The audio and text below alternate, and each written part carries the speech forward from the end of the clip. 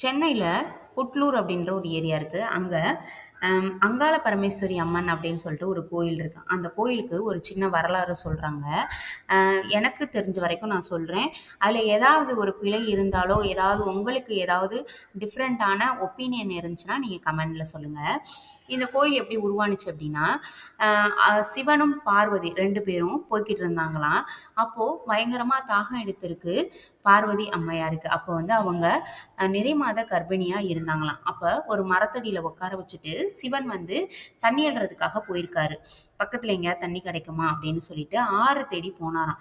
அப்போ ஒரு பெரிய மண் சரிவு ஏற்பட்டு, அந்த பார்வதி அம்மையார் உட்கார்ந்து இருந்தாங்க இல்லையா? அவங்கள ஃபுல்லா வந்து மூடிருச்சாம். அப்ப பயங்கரமான காற்றும், மழையும் இருந்ததுல கொஞ்சம் நேரம் கழிச்சு தான் வந்திருக்காரு சிவபெருமான். வந்து பார்க்கும்போது, இவங்க வந்து மண்ணுல அப்படியே மூடி, மேல ஃபுல்லா புத்துலாம் கிளம்பி இருந்துச்சாம். அந்த மாதிரி இருந்துச்சாம். மண்ணுலயே புத்து கிளம்பும்ல, அந்த மாதிரி இருந்துச்சாம். உடனே அந்த இடத்துல வந்து பெருசா கோயில் கட்டினதா சொல்றாங்க. அந்த கோயில் பார்த்தீங்கன்னா, நிறைமாத கர்ப்பிணி மாரி தான் படுத்திருக்கிற மாரி இருக்கும். ஃபுல்லா மண்ணு தான் இருக்கும். சுத்தி பார்த்தீங்கன்னா, ஒரே புற்றுகளா தான் கிளம்பியிருக்கும். இந்த கோயிலுக்கு போறவங்க எலுமிச்சம்பழம், வேப்பில, வளையல் அந்த மாதிரி வாங்கி கொண்டு போய் குடுக்குறது வழக்கம். அத பூசாரிகள் வந்து அந்த சாமி பாதத்துல வச்சு, அவங்க தூக்கி போடுவாங்க. அப்ப வந்து பெண்கள் வந்து அவங்களுடைய முந்தானையில புடிச்சுப்பாங்க. ஏதாவது நம்ம வேண்டிக்கிட்டோம்னா கண்டிப்பா நடக்கும் அப்படின்னு சொல்றாங்க. அமாவாசை அப்ப அங்க போய் தங்கி இருந்து சாமி கும்பிட்டுட்டு வந்தா இன்னும் கொஞ்சம் சிறப்பு அப்படின்னு சொல்றாங்க.